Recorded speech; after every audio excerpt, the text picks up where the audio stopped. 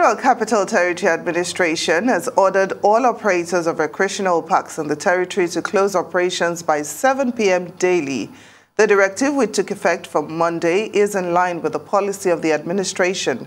Senior Special Assistant on Monitoring, Inspection and Enforcement to the Minister of the Fcta, Ikaru Atta, says that the enforcement of the policy will commence immediately to ensure strict compliance. Arise analyst Fcta joins us now to discuss this development. Good to have you on Newsday. Thank you so much for joining us. Now, let me ask you, what do you make of this directive by the Federal Capital Territory Administration that recreational parks, especially those operated by private businesses, should close by 7 p.m.? Well, that directive, which has been described as a policy, is baseless, is needless, it does not serve any good, and more especially, it is illegal, unconstitutional, and simply attempts to detract from the freedoms that Nigerians are supposed to have. So it's coming at a time when the citizens of the FCT have been complaining against a dwindling quality of service on the part of the Federal Capital Territory Administration, poor infrastructure, infrastructural decay, especially roads in the satellite towns, and in some major roads in the Federal Capital City itself. Those recreational parks are the only visible signs of prominent nightlife in the city. So it is only sadistic that persons who currently make policies on behalf of the FCT administration do not realize that those recreational parks, serve a very important health and recreational value to the people. It creates some positive mental health, especially after a humdrum day in the FCT, and then to now think that they should be shut down by 7 o'clock when it is the time the parks actually open for real business of serving persons who are tired of a city and a country that has been poorly governed. And so it's terrible to think that the administration of the Federal Capital Territory that has not added much value, much quality to the life that people live here, to now think of taking away what brings joy, momentary joy, happiness and excitement to the people here. So it beats the imagination of many persons that the administration will lack ideas, will lack ingenious ideas to the extent of just trying to take away freedoms.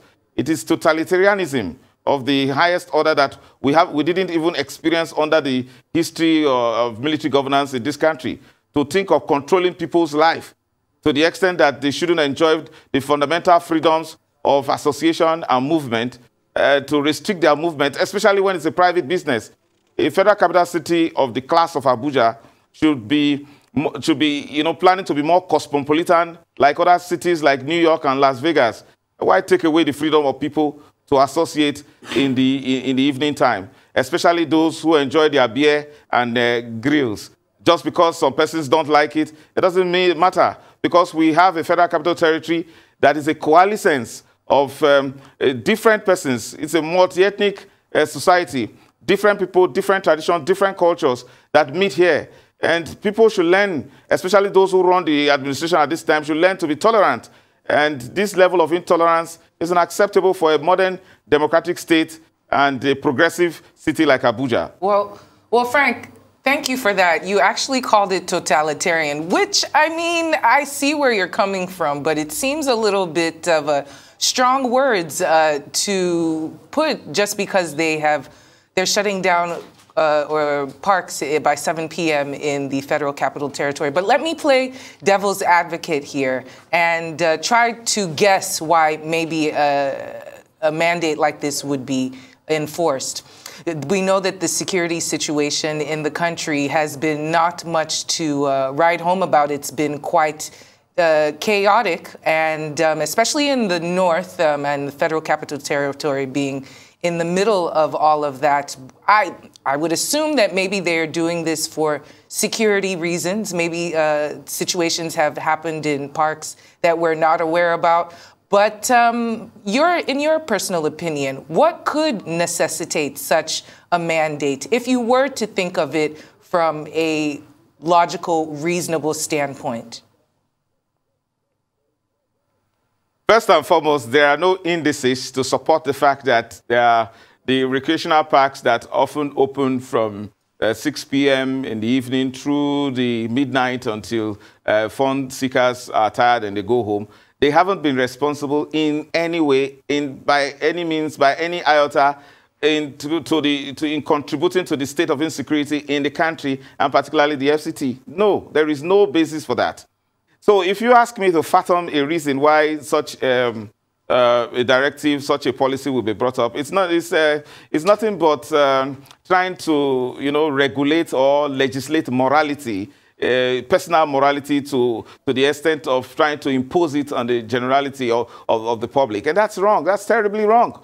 So if it is for security reason, then it is a sheepish and shameless acknowledgement on the part of the government that they are unable to secure persons in the FCT, in the federal capital city. It should be a thing of pride, one singular pointer that a government should be able to say, look, take a look at Abuja. You can move freely at any time. You can even go and get, your beer and your grills at any time of the day. But to not think that, oh, you want to restrict movement? Now, I can only guess that, oh, yes, perhaps there is a reason to limit, persons who want to enjoy themselves, to limit the joy in the midst of this suffering and uncertainty. Again, you leave room for a lot of conspiracy theories to think that this is another extension of a religious bigotry that is not happy with people drinking alcohol, which is often associated with the recreational parks. And in that case, it becomes a very sadistic thing. Let's not fail to understand that the FCT under Abagana and under El-Rufai enjoyed tremendous progress, tremendous boom, because there was a lot of liberty. But that has been lost since 2015, not necessarily because of, draconian directives or policies like this, but because the economy is down. So when you go to these parks, they are no longer being patronized as they used to be. To now make this kind of directive, it's as if it's discriminatory. It is aimed at killing a particular industry that contributes a lot to a particularly small-scale industry that contributes a lot to employment generation, which this government has failed in providing the necessary incentives. It also contributes a lot in terms of taxes, tax revenue from the excise All right, tax Frank, that comes from come in at this point and just find out from you. It's quite baseless. I would like to find out from you because briefly, some people say that, or some of the FCTA are claiming that the FCTA park policy of 2005 states that parks should be closed by 7 p.m. Now, my question is this. Draw the dichotomy between, because when you say parks right now, what is coming to my mind is probably the Central Park in Abuja. Draw the dichotomy between parks and gardens, as they are called in Abuja, where people go out to probably drink, like maybe Area 11 garden, or just draw that dichotomy for us. Or are they grouped all in one? Well, I haven't seen that regulation. Neither have I seen the policy statement.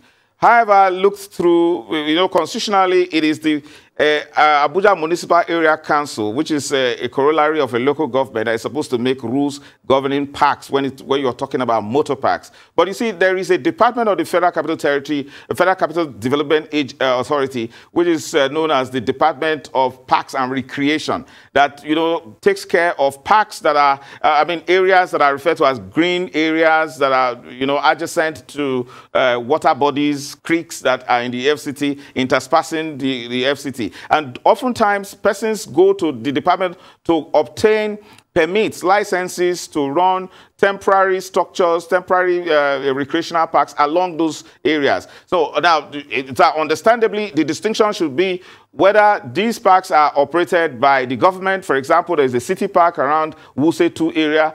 You ask the question whether it is operated by the area council, or by the Fcta, or by persons who have obtained valid licenses to operate these parks as recreational centers.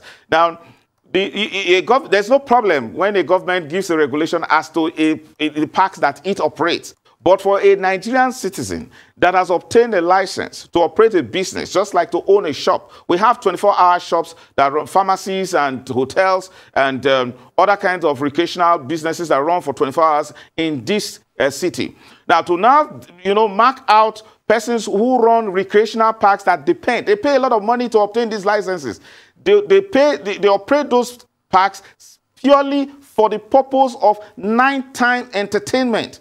Now, so somebody somewhere who has the authority is against that, service of providing entertainment in the nighttime for these persons. Unfortunately, the persons who actually patronize these areas are not the elites, are not the upper class, are not the ruling class, but persons who are actually battered by the Nigerian situations.